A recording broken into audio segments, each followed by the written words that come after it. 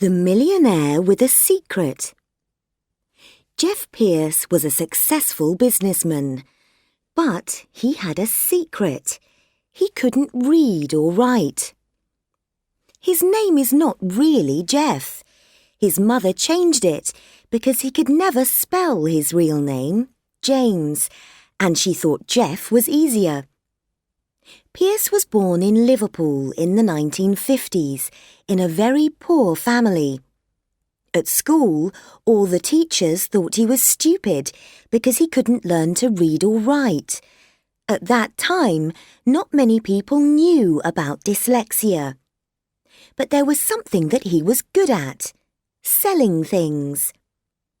Pierce's first experience as a salesman was when he was a boy, and he and his mother used to go door to door asking for old clothes that they could sell in the market.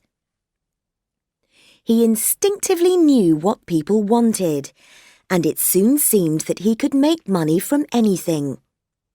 His mother always believed in him and told him that one day he would be successful and famous.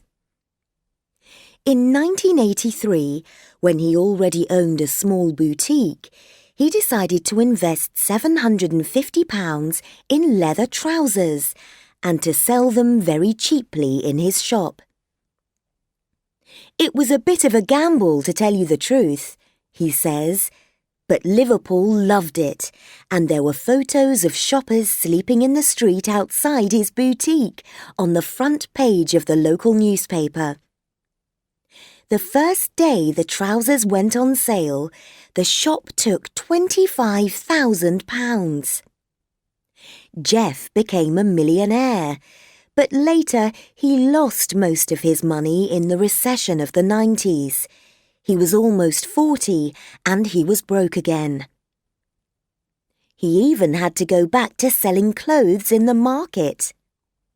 But he never gave up, and soon he set up a new business, a department store called Jeff's, which again made him a millionaire. However, success didn't mean anything to Jeff because he still couldn't read or write.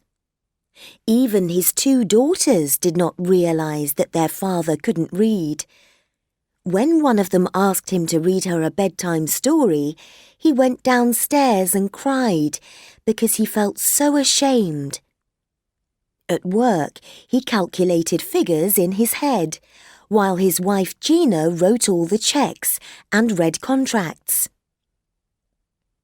In 1992, Pierce was awarded a Businessman of the Year prize for the best clothes store in Liverpool.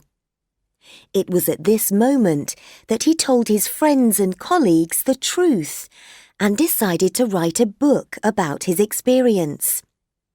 But first, he had to learn to read and write. He went to evening classes and employed a private teacher, but he found it very difficult because of his dyslexia.